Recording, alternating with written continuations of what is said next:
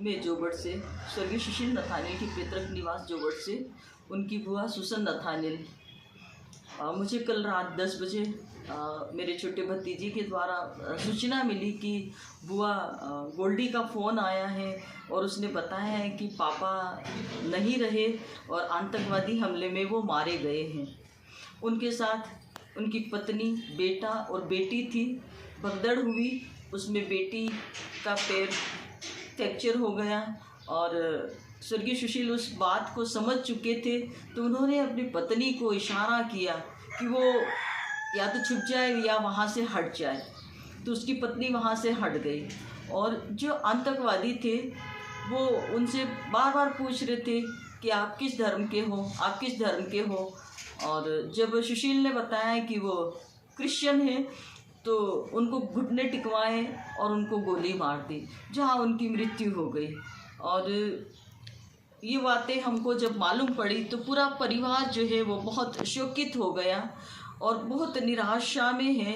और मेरा ये कहना पड़ता है कि जो सुशील जी हैं जिनकी मृत्यु हो चुकी है, उनके शव को सुरक्षित उनके निवास स्थान वीणा नगर इंदौर में पहुंचाया जाए, ताकि उनका अंतिम संस्कार विधिवत वहां पर उनके निवास स्थान पर किया जाए और उनके परिवार के जो लोग हैं, उनकी बेटी, उनकी पत्नी और बेटा जो काफ़ी हताश है, निराश है, वो भी सही सलामत वहां तक पहुंच जाए।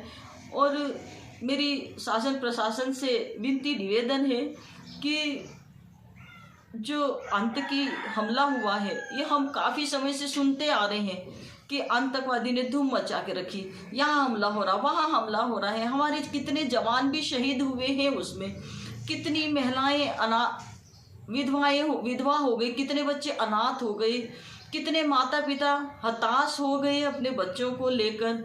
और इस पीड़ा को देखते हुए शासन प्रशासन से मेरी विनती निवेदन है कि इस आतंकवादी हमले को कब तक ऐसा ही रहने देंगे, कब उसका अंत होगा, उसको कब रोकेंगे, इसके लिए कड़ा से कड़ा कदम उठाना चाहिए और जितनी जल्दी हो सके इस आतंकवादी का अंत होना चाहिए। और जैसे अन्य लोगों को, स्वर्गीय सुशील को ऑन द स्पॉट मारा गया, ऐसे कि ऐसे इससे भी दर्दनाक मौत उसी घड़ी ऑन द स्पॉट सारे आतंकवादियों को देना चाहिए, ताकि उनके लिए सबक हो।